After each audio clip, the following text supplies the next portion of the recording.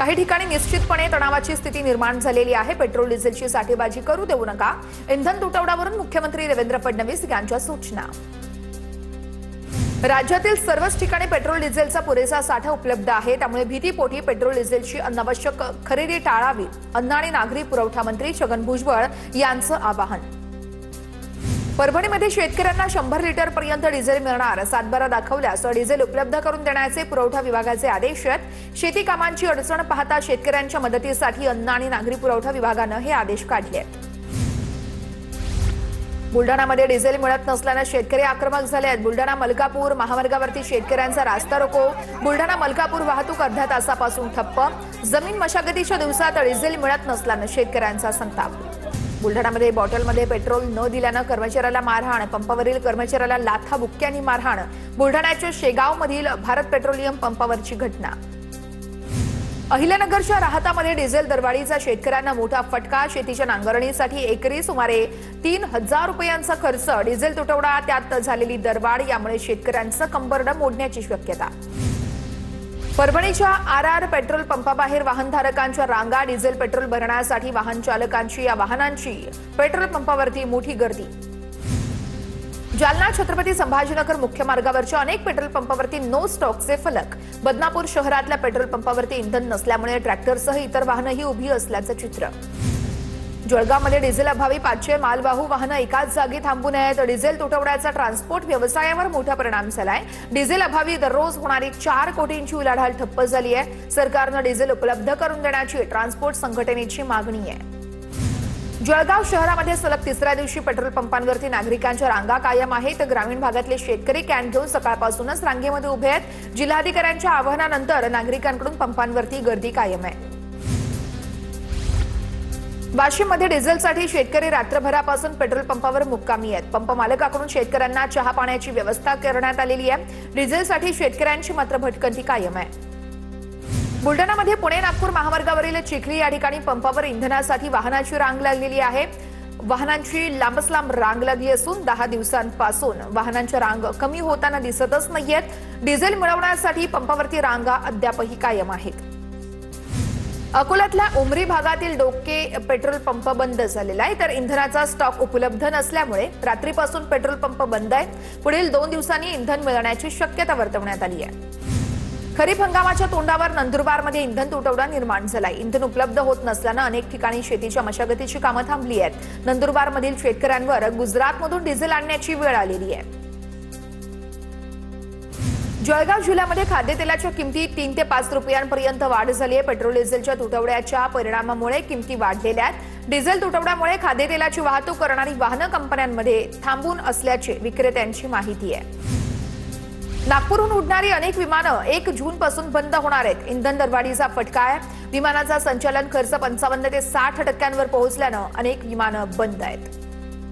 मुख्यमंत्री देवेंद्र फडणवीसांच्या उपस्थितीत मान्सूनपूर्व आढावा बैठक सुरू आहे। काल खरीप हंगामाचा मुख्यमंत्र्यांनी आढावा घेतला होता।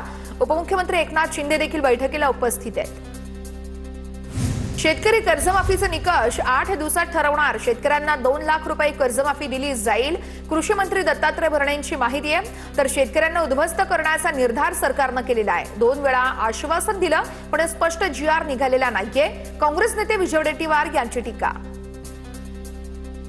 पंतप्रधान नरेंद्र मोदी यांच्याकडून मंत्र्यांसोबत 4 तासांची बैठक। पंतप्रधान मोदींकडून कामांचा आढावा, तर पश्चिम आशियातील परिस्थितीमुळे उद्भवलेल्या संकटासंदर्भात जनतेला अवगत करा, मोदींच्या सूचना। एनडीएकडून डीएमके पक्षाला सोबत घेण्याचे प्रयत्न सुरू। डीएमकेच्या लोकसभेतील 22 खासदारांवरती एनडीएचं लक्ष आहे, सूत्रांची माहिती आहे। बाहेरून पाठिंबा देण्याच्या शक्यतांची एनडीएकडून चाचपणी सुरू आहे। सूत्रांची TV9 मराठीलाही माहिती आहे। ठाकरे सेनेचे खासदार नागेश आष्टीकर पाटील मातोश्रीवरती दाखल झाले आहेत। मातोश्री निवासस्थानावर मराठा विभागाच्या बैठकीचं आयोजन आहे। नागेश आष्टीकर पाटील यांनी नुकतीच एकनाथ शिंदेंची भेट घेतली होती। मातोश्री निवासस्थानी नांदेड, परभणी, हिंगोलीचे पदाधिकारी दाखल झालेत। भाजप नेते प्रसाद लाड आणि मराठा नेते जरांगे पाटील यांची भेट झाली आहे। जालन्याच्या अंतरवालीमध्ये दोन्ही नेत्यांची भेट झाली आहे। मनोज जरांगे पाटील 30 मे पासून आरक्षणासाठी पुन्हा एकदा उपोषणाला बसणार आहेत। त्याच अनुषंगाने भेट महत्त्वाची आहे। मुख्यमंत्री फडणवीस आमच्यासाठी शत्रू नाहीयेत, आम्ही समाजासाठी भांडतोय, मला समाजाच्या चेहऱ्यावरती आनंद बघायचा आहे, जरांगेंचं वक्तव्य. जरांगेंच्या आंदोलनामुळेच मराठा समाजाला आरक्षण मिळालं. मनोज जरांगेंनी 30 मे पर्यंत आंदोलन करू नये ही विनंती आहे. जरांगेंच्या मागे लहान भाऊ म्हणून मी उभा राहीन. मनोज जरांगेंसोबतच्या भेटीदरम्यान प्रसाद लाड यांची प्रतिक्रिया. मंडल आयोगानं 1989-90च्या काळात ओबीसींना 14% आरक्षण दिलं. 1994 मध्ये ओबीसींना कशाच्या आधारावरती आरक्षण दिलं? मनोज जरांगेंचा सवाल. तर आम्ही ओबीसींचं नाही तर आमच्या हक्काचं आरक्षण मागतोय, जरांगेंची प्रतिक्रिया.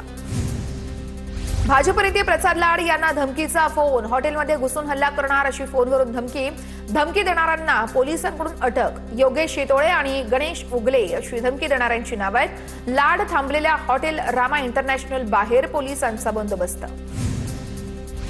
सत्ताधारी पक्षातील नेत्यांना धमक्या येतात यावरती विश्वास नाहीये. प्रसाद लाड यांना त्यांनी कोणतं महान काम केलंय? प्रसाद लाड यांना आलेल्या धमकीवरून संजय राऊतांचा तोला. सरकार मराठा ओबीसींची फसवणूक करताय. सरकारनं बनवाबनवीचा खेळ थांबवावा. जरांगेंच्या आमरण उपोषणावरती वडेट्टीवारांचं वक्तव्य. सुनेत्र पवारांच्या राज्यसभेतील रिक्त जागेसाठी पोटनिवडणुकीची घोषणा. केंद्रीय निवडणूक आयोगाकडून निवडणुकीची घोषणा. 18 जून रोजी होणार मतदान आणि मतमोजणी. पुण्यातील राष्ट्रवादी काँग्रेसच्या कार्यकर्त्यांसोबत उपमुख्यमंत्री सुनेत्र पवारांची बैठक. विधान परिषद निवडणुकीच्या पार्श्वभूमीवरती सुनेत्र पवार कार्यकर्त्यांसोबत संवाद साधणार. नागपूर विधान परिषदेच्या निवडणुकीसाठी काँग्रेसने इच्छुक उमेदवारांचे अर्ज मागवले. इच्छुक उमेदवारांना 25 मे पर्यंत अर्ज सादर करावा लागणार आहे. उमेदवारीचा अंतिम निर्णय प्रदेश काँग्रेसकडून घेतला जाईल. संजय शिरसाट यांच्या संदर्भात शिंदेंकडे तक्रार करणार. सामंतांकडे नाराजी व्यक्त केली आहे. आता शिंदेंकडे तक्रार करणार. हसन मुश्रीफ यांची प्रतिक्रिया. तर राष्ट्रवादीतील काही लोक शिवसेनेच्या संपर्कात असल्याचा दावा शिरसाटांनी केला होता. सरन्यायाधीशांच्या टीकेनंतर समाज माध्यमांवरती बेरोजगार तरुणांच्या कॉक्रोच जनता पार्टीची चळवळ. इंस्टाग्रामवरती 19 मिलियन फॉलोअर्स. अनेक मुद्द्यांवर संतप्त तरुणांकडून सोशल मीडियावर आवाज. कॉक्रोच जनता पार्टी हे नाव ट्रेडमार्क म्हणून मिळवण्यासाठी 2 अर्ज दाखल. या नावाचा ट्रेडमार्क मिळवण्यासाठी स्पर्धा सुरू झाली आहे. दोन्ही अर्ज प्राथमिक तपासणीमध्ये पात्र ठरलेत. कॉक्रोच जनता पार्टीला तरुणांचं समर्थन मिळतंय म्हणून सरकार झुरळांना घाबरलंय. झुरळांच्या लढण्याच्या जिद्दीला सरन्यायाधीश सूर्यकांत यांच्यामुळे प्रतिष्ठा प्राप्त झाली आहे. कॉक्रोच जनता पार्टीचं एक्स अकाउंट सस्पेंड झाल्यानंतर संजय राऊत यांची प्रतिक्रिया.